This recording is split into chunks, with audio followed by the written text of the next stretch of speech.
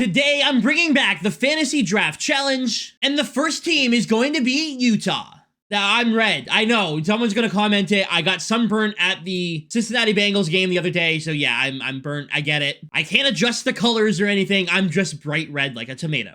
Now, if you don't know what a Fantasy Draft Challenge is, I've been doing this since when I first started YouTube 7 to 8 years ago. And of course, over the years, I've changed it up a little bit. But I'm extremely excited to dive into it here in NHL 25. Let's go through the rules. Well, first of all, this is a fantasy draft, meaning I'm not actually using Utah's players. We're drafting a brand new team using players in the NHL. For the challenge, I must draft 4 players from the original team, meaning today I have to draft 4 players from Utah no matter what happens. I will be drafting the first 13 rounds of the fantasy draft. The rest will be done by the computer. So I've really got to make those first 13 rounds count because who knows what the CPU is going to do. I'm allowed to make 3 free agency signings throughout the year, meaning I have control of 16 players allowed to be on the team. I'm allowed to make 1 outgoing trade. So that means if I walk up to the Detroit Red Wings and offer them a trade and they accept it, I can no longer make any more trades. However, I'm allowed to accept unlimited incoming trades. If the Detroit Red Wings come to me with a trade offer, I can accept it, but I cannot edit it. I can do this as many times as I want throughout the season. I must have 4 players from the original team at all times on the squad. Let's say I want to make a trade with one of the players from Utah. I can do that, but a player from Utah's got to be coming back. Injuries are off and the salary cap is on. And of course, the ultimate goal of the Fantasy Draft Challenge is to win the Stanley Cup. Now guys, super quickly, before we start the fantasy draft, let me know down below who you want me to use for the next Fantasy Draft Challenge. The top rated comment down below will pick whatever team I'm going to be using for the next one. And for those wondering, yes, there will be a franchise mode here on the channel coming very soon, featuring the Detroit Red Wings. Figured using my hometown team and my favorite team was the smartest thing because I'd be the most invested in that. Now, I just realized you can't actually turn on the salary cap in season mode. I didn't know that this was a thing. But we're going to operate under the salary cap of the 2025 season anyways. But yeah, there is no salary cap option, which is kind of dumb. Definitely feel like that used to be a thing. Now, to get started, we are going to randomize the draft 3 times. So right now, we're sitting pretty at number 2. But after 1, 2, 3, Utah is sitting at number 29. This is going to make things pretty difficult. We're not getting any of the top tier players on the team to start. All right, let's start our first fantasy draft challenge. We're picking at number 29. And of course, you got to assume Connor McDavid's going number 1. And of course, he is, followed by Matthews, Quinn Hughes, Nathan McKinnon, Cale Makar, and all the players you see here. And we're going to go ahead and pick at number 29. We have Sidney Crosby available. There's Jack Eichel, Sam Reinhart, Elias Pettersson, Rasmus Dahlin. We've got Nylander. Stamkos is in there. The real question is, do we take a forward, defenseman, or a goalie? Looking at who's available here, it's really hard for me to turn down Sidney Crosby. He's got a great cap hit, puts up a lot of points. I think we draft Sidney Crosby at number 29 overall. So there we go. Sidney Crosby is our first pick. And just a few picks later, we get to go again. Bouchard, Dobson, Jacob Slavin's available, and so is Devon Toews. Now, all these players are great. I want to make sure we keep the cap hit low. I'm going to go with Noah Dobson in this case. But that one might be a mistake, but we needed that number 1 D-man. All right, let's take a look at who we're taking here for pick number 3. We still have some big names available, including Alexander Ovechkin. Patrick Kane available as well. $4 million for Patrick Kane seems like a steal. Taking a look at goalies, I don't think we need to worry too much about goalies at the moment. Connor Ingram is who I think I want to take. Obviously, he plays for Utah, but I don't think we need to use a pick on him yet. I think for pick number 3, we're going to take Anze Kopitar. Having a 1-2 punch down the middle of Sidney Crosby and Anze Kopitar could be huge. So we took Anze Kopitar. Let's see who we're taking next. Now, maybe we should start working on the D again, but Patrick Kane's available at $4 million. I can't say no to that. Keeping the salary cap low is important. Patrick Kane's going to put up a lot of points for us. I've got to do this. So Patrick Kane is the next pick. We're definitely going defense on the next one. Simon Edvinsson just went. That's interesting. Seth Jones is available, but he makes so much money. There's Chris Letang. We got Claude Giroux. We're going to go defense, though. Jared Spurgeon available. I don't want to spend a ton here. Maybe, let's go Sean Durzi. I've got the official Utah Hockey Club roster pulled up right now, and I can take any one of these players. And of course, Sean Durzi does play for Utah. That helps us out on defense and fills up a spot here on Utah. I think we got to do it. So Sean Durzi going to be added to the team to play defense for us. And right after that, again, got to be smart with the salary here. And luckily for us, Connor Ingram is still available. I'm going to take him as well. That'll be 2 of our Utah spots taken up. I only need to worry about 2 more. And there's a ton of picks between now and our next pick, so getting our goalie is important. Patrick Laine just went to Chicago. Let's find out who we're taking. Pick number 29 in round 7. Now, so far through 6 picks, we've spent $31.65 million. I'm trying to be wary about the cap, but let's see who's available here. We're going to take one of the 4 players here at 87 overall. I'm not sure if I want to go defense or offense. I feel like we should just go defense and take Chris Letang. Taking Chris Letang means we can move Sean Durzi down to the second line D pair. Chris Letang can play on the first one. And we've already drafted 2 really good centers, so Chris Letang, welcome to the squad. Now with pick number 8, I would love to take Claude Giroux, but are we going to have the salary cap space for him? I think I'm going to risk it, and we're going to take Claude Giroux. I'm not sure if this is the smartest idea. We could just take Zuccarello, who will probably be gone, but I think we got to take Claude Giroux here. I just like Claude Giroux more as a player. Now Matt Zuccarello is indeed gone now at pick number 9. But you know who isn't gone is Vejmelka, and that could be our 3rd Utah player. He'll be the backup goalie, and then we don't have to worry about goalies, and only 1 more Utah player. I think we got to take him. So Karel Vejmelka, welcome aboard. Only 1 more Utah player needed, and we're on to pick number 10. For pick number 10, I went ahead and took Gabe Landeskog. We've done a really good job so far using our cap space, and that allows us to get somebody to put on that first line. And for pick number 11, we're going to take another forward here with Jordan Eberle. There's only 2 picks left, and one of these players has to be from Utah. So let's take Barrett Hayton, put him on the squad, and see if we can get him going with a breakout year. Now it's time for my final pick of the draft. I can take anyone I want here. We've already gotten the 4 Utah players. And so far, we have 4 centers, 1 left winger, 2 right wingers, 3 defensemen, and 2 goalies. And then the computer's going to draft the rest for us. The best player currently available is Logan Couture, but I'm not going to take on that $8 million cap hit. Instead, I think we take some size with the 83 overall Anthony Mantha, who at 83 overall has 90 acceleration, 91 speed. We need some help on the wings, and Mantha should definitely provide that. So Anthony Mantha is taken, and now the computer is going to do the rest. Sim the entire draft. Let's see what the computer is going to do for us. After Mantha, I see Nils Lundqvist, Mason Appleton, Samuel Bolduc, Vladislav Nemesnikov. We also got another goalie there with Mads Sogard, but it doesn't look like we're going to be getting a ton of help. Now here's a look at the team so far. Landeskog with Crosby and Patrick Kane, Claude Giroux with Anze Kopitar and Jordan Eberle, Vlad Nemesnikov with Mason Appleton and Anthony Mantha, and then Riley Heidt with Barrett Hayton and Oscar Olason. On defense, we have Sean Durzi with Noah Dobson, Chris Letang with Samuel Bolduc, Denton Matachuk and Nils Lundqvist, and then the goalies are Connor Ingram and Karel Vejmelka. I'm allowed to make 3 free agency signings, and we're going to go ahead and do that here. But first, I'm going to calculate our entire cap hit, and whatever's left is what we're allowed to spend on free agents. A lot of boring math later. On forwards, we spent $50.08 million. On the 6 defensemen, we spent $19.83 million. And on goalies, we spent $4.675 million. For a grand total of $74.585 million. And with the salary cap set at $88 million, means we have $13.415 million to sign players in free agency. But again, we can only sign 3 players. Now let's be real, our goalies are set. We've got Connor Ingram and Karel Vejmelka, and they're not going anywhere. Our defense can definitely use some help. I wouldn't mind getting rid of Matachuk. And on forwards, we got Oscar Olason, and definitely need to get rid of Riley Heidt. I'm thinking we go with 2 forwards and a defenseman, but let's see who's available in free agency.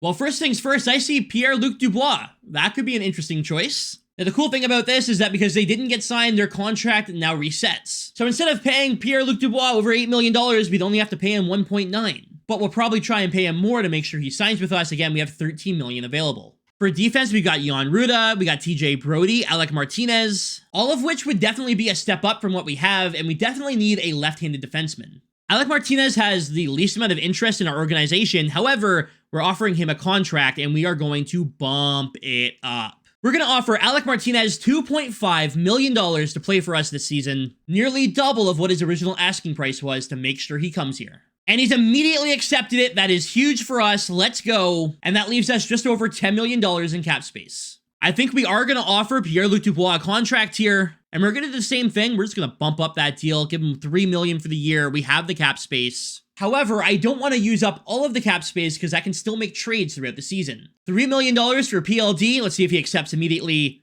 And he does, and we have room for 1 more. Brendan Gallagher looks like he'll be a good fit.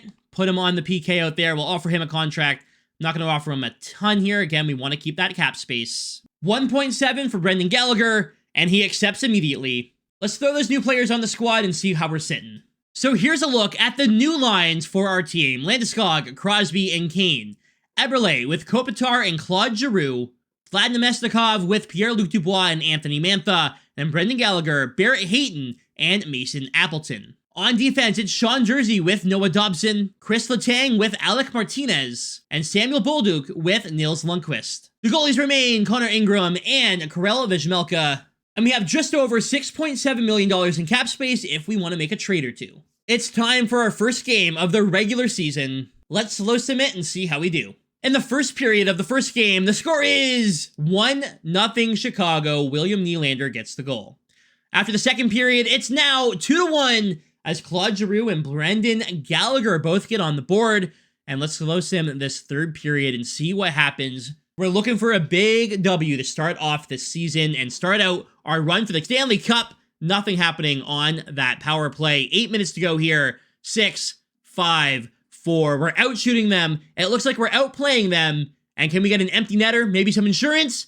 We do. Noah Dobson ices this game as we win 3-1. Your 3 stars, well, number 1 is Sean Jersey. 3 assists in the game, and then Connor Ingram getting in there as well. We're off to a hot start. I'm going to go ahead and sim all the way up to the Christmas break. If we get any trades in between, I'll let you know, and then we'll go through everything we need to see, including stats, standings, and everything else. 5 minutes later. We do have a trade that came in here. Sam Steele and Julius Miettinen for Mason Appleton. Unfortunately, it is a downgrade on our forward core, so I'm going to decline. Another trade offer coming in, 2 young players for Gabe Landeskog. I'm definitely saying no. Another trade offer for Gabriel Landeskog. There's been a bunch of them. I'm just not going to show them because they're all young players for Landeskog. There's no way to change the trade block here in season mode, so we just got to accept it and hope that something else comes in, but we're definitely not taking any of these trades. And now that we're at the Christmas break, you can see our record is 15, 15, and 4. It's not going so hot, so let's see what the problem is. We have 3 players above a point per game right now, which is insane. Patrick Kane hasn't been super hot, neither has Landeskog. Actually, Landeskog has been a real disappointment. Anthony Mantha has 20 points, APPAREL with 18. Sean Jersey's been all right with 17. There's Noah Dobson. But yeah, I mean, those plus minuses, I mean, there's some really bad ones like Alec Martinez and some that really aren't that bad. As for the goalies, neither of them have been very good, and that could be our issue right there. Not that Vejmelka has played a ton. Ingram's just, his numbers are bad. Let's try out Vejmelka, I think. We'll get him to start a few games and see if he plays any better. Around the league right now, Austin Matthews is leading the entire NHL with 59 points in 35 games, followed by Philip Forsberg. They're on the same team. Jack Hughes on Philadelphia has 49. Nikita Kucherov on Winnipeg has 48. McDavid on Colorado with 48. Nathan McKinnon on Seattle with 48. Stamkos also on Colorado with 45. Leon has 44. David Pastrnak with 42, Rantanen with 42, Kyle Connor with 41, Lucas Raymond with 41, that's great to see, Jordan Kyrou with 41, Jesper Bratt with 40, Horvat with 40, Aho with 40, and Robert Thomas with 40. In terms of goalies, right now, the number 1 winning goalie is Sergei Bobrovsky, followed by Charlie Lindgren. For goalies who have played at least 20 games, Korpisalo has the best save percentage, and Aiden Hill has the best goals against average. Right now, we're sitting 6th place in the Central Division. We're allowing the most goals in the entire division, and that is a problem. And our penalty kill is the worst in the division as well. In terms of the entire league, the Colorado Avalanche are sitting at number 1, followed by Columbus, Philadelphia, Carolina, Winnipeg, and Seattle. Right now, Utah is sitting at number 25, and that definitely needs to change. I've made a few different roster moves, including moving Mantha to the first line and Landeskog to the third line. And Martinez is going to play with Dobson, while Letang plays with Sean Jersey. Vejmelka is going to get a few starts here. We're going to see if he's doing any better. Let's see what happens after 5 games. All right, game number 1 of our 5-game test. The first period is a 3-1 lead for Colorado. Anze Kopitar getting the only goal for us here. After the second period, it's still 3-1. And after the third period, we actually come back in this one and make it 4-4. Sean Jersey with 2 seconds left, tying the game. But Vejmelka allowing 4 goals in the contest. In overtime, absolutely nothing happens, and in the shootout, we walk away with the victory as Sidney Crosby gets the winning goal. Not the best goalie performance, but we do walk away with a W. 3 stars of the game, Sean Jersey in there again. Cool to see, 2 goals, and Connor McDavid had 3 points. Vejmelka's numbers, though, just not great. Let's see what happens in the next game. Our next game is against the Seattle Kraken. And in the first period of game number 2 here, We are up 2-0. Couple quick goals here on, well, Jonathan Quick. Period number 2, Wood and Johnston getting the goals, and it's going to be a big third period. However, Connor Ingram only allowing 2 goals so far on 27 shots. Let's see if we can pick up this W. And Logan Couture, the guy I passed on, scores on Ingram on the power play. And he does it again to make it 4-2. That terrible penalty kill is just doing it again to us. We have a power play late, but it's not going to matter.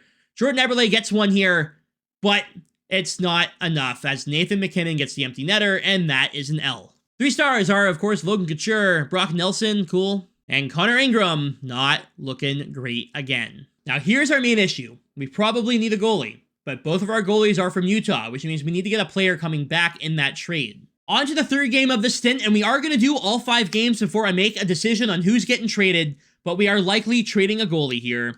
In period number 1 of game number 3, we are down 3-1. Vejmelka is just getting lit up.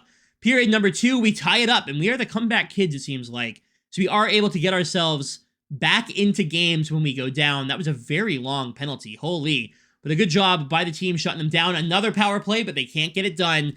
10 minutes to go here in the third period. Not a lot of shots for us, and Jacob Trouba gets a goal on Vejmelka. That's the 4th goal allowed in this game by Vejmelka. And unfortunately, Rasmus Dahlin's going to get that empty netter as we lose yet again. Whether it's Vejmelka or Connor Ingram, it doesn't seem like the goalies are going to be able to hold it down. On to game number 4 here, and in the first period, we're up 1-0. Anze Kopitar getting the goal. Second period here, we're still up 1-0. Okay, 0 goals on 25 shots so far for Calgary. Make it 28, and whoever's in net, I believe it's Ingram for this one, is standing on his head. 33 shots, 35. They're on the power play and can't score. I did play with the PK lines, and Jordan Eberle is going to give us a 2-goal lead. Calgary puts up 40 shots on Connor Ingram, but Ingram stands tall with a 40-save shutout. That may have just cemented Ingram as our starting goalie, and we may be trading Karel Vejmelka. One more game to go. We're going to go ahead and sim to that game, and Vejmelka is going to get the start. Unless Vejmelka really impresses with this performance, we're going to have to trade him and bring in somebody else from Utah, and maybe get a new goalie. Final game of our little stint here, and in the first period, it's 2-0 Dallas, but Ingram's in net, even though I put Vejmelka there. All right, it's 3-1, and in this game, we win 5-3 because the third period, we just absolutely exploded with goals. Not mad at the W, just mad that it was Ingram in net, not Vejmelka. After the 5-game stint, taking a look at the goalies, I mean, Ingram has a better goals against, but they have the same save percentage. I think we're going to hang on to Connor Ingram and see if we can trade Karel Vejmelka. But this is going to be a tough trade to try and put together. We may end up losing one of our big forwards to bring in a goalie. One eternity later. So here's my proposal. I've already worked out the salary cap. We're fine here. But I figured we could find a team that was struggling with a player from Utah. That player being Matthias Michelli, who so far this season's put up 22 points in 41 games. And send them Gabriel Landeskog, who's put up 25 points in 39 games. We pick up a new defenseman, and then we take 2 goalies for the price of 1 in Karel Vejmelka. We can try out Stolarz and Vitek Vanacek. Is this guaranteed to go through? Absolutely not. But we have double the chances at solving our goalie problem, and we're doing it before the trade deadline. Let's find out if this is going to go through. Will we be replacing Gabriel Landeskog with Matthias Michelli, grabbing some other players? We are! This is a big trade for the team. Losing Gabriel Landeskog kind of sucks, but he hasn't been as productive as I was hoping. Hopefully Michelli can replace him easily. Now, I'm not allowed to attempt to make any more trades. If an offer comes in and I want to accept it, I can do that, but that is the only trade I'm allowed to initiate. Here's a look at the new lines. We have Michelli with Crosby and Kane, Giroux with Kopitar and Mantha, Nemesnikov with Pierre-Luc Dubois and Jordan Eberle, and then Brendan Gallagher with Barrett Hayton and Mason Appleton. The defense is Jersey with Dobson, Letang with Martinez, and Ristolainen with Lundqvist. And we're going to try out Vitek Vanacek. His numbers aren't fantastic, but the next stop is going to be the NHL trade deadline, and if neither goalie has been performing, Anthony Stolarz is going to get a shot. As of right now, we are 7th place in the Central Division, so let's find out where we are at the trade deadline. Well, I do have some bad news. We went on a 1, 2, 3, 4, 5, and Detroit makes 6-game losing streak, and we're still 7th in the Central because of that. So the odds of us making the playoffs are essentially 0 at this point. Taking a look at our stats here, Giroux has 58 points, Crosby has 56, Kopitar 54, Kane with 47, Eberle 35, Mantha seems to have fallen off after moving up in the lineup. Ristolainen has put up 4 points in 24 games for us, but he's a +9, so that's great to see. Connor Ingram's numbers have definitely improved. I will say that. Vitek Vanacek still not looking too hot, but we're going to try out Anthony Stolarz. But yeah, I mean, Connor Ingram, his numbers are better somehow. Across the entire league, Austin Matthews has 98 points in 62 games with 54 goals. McDavid with 90, Draisaitl with 87, Stamkos with 87, Forsberg with 86. The number one goalie in terms of wins right now is Sergei Bobrovsky, followed by Jordan Binnington, and then Joey Daccord. And the goalie with the best save percentage with at least 20 games played is Logan Thompson, followed by Igor Shesterkin at the 9.22. Logan Thompson also has the best goals against average. I wish I could have gotten him as our goalie. Anthony Stolarz is coming in for Vitek Vanacek. Let's see how this game goes with Anthony Stolarz. Doesn't look like any trades coming in before the trade deadline. I've messed around with the lines, trying to get the team going, but I just don't know what to do at this point. The game we're about to slow sim is against the Toronto Maple Leafs, and Anthony Stolarz should be the goalie in net. After the first period, it's a 1-0 game as Patrick Kane scores on Georgiev. In the second period, it's still 1-0. Toronto has put up 25 shots so far, and so far so good for who should be Anthony Stolarz. No goal there on the power play. Let's pick up a big W here as Barrett Hayton makes it 2-0. 28 shots for Toronto so far. Lundqvist makes it 3-0. Please tell me it's saved as Anthony Stolarz in net. It didn't work last time, but this time, Stolarz is looking pretty damn good, and unfortunately, Brazeau breaks the shutout, making it a 3-1 game.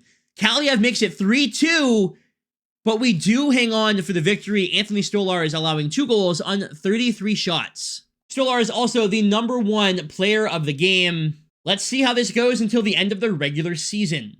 There's still hope for us to make the playoffs, but we got to go on a magical run.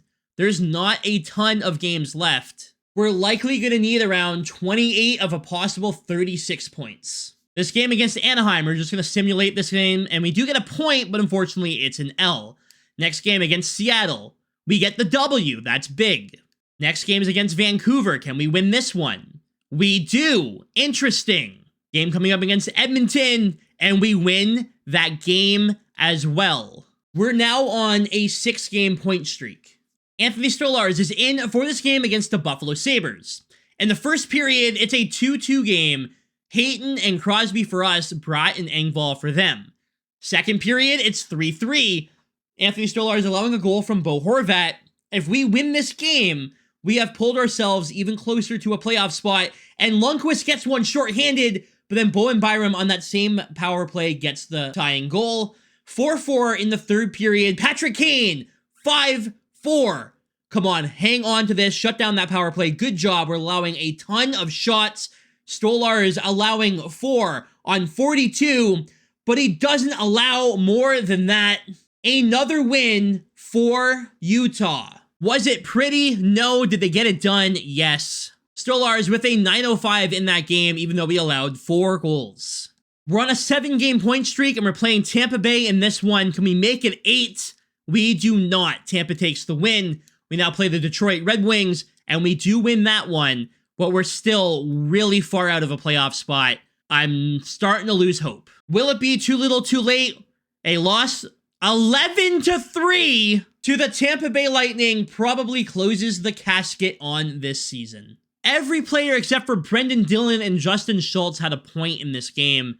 That is unbelievable. And Connor Ingram was left in for all 11 goals. Coach, what the hell? I'm going to go ahead and sim up to the end of the regular season because it doesn't look like we're going to be making the playoffs.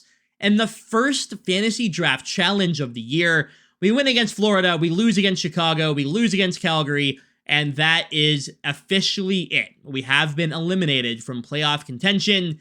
We will not be joining any of these teams in the playoffs as we finish 7th in the Central. I am severely disappointed. Anthony Stolarz was the goalie we needed, and we just didn't use him fast enough. Connor Ingram, on the other hand, played way too many games. Just not enough rotation. The only thing to do here is to use this as a learning lesson. Anthony Stolarz good, Connor Ingram bad. Sidney Crosby finished the season with 87 points, because of course he did. Giroux had 79, Kopitar 75, Kane was 70. I don't think that offense was the problem here. It was goaltending.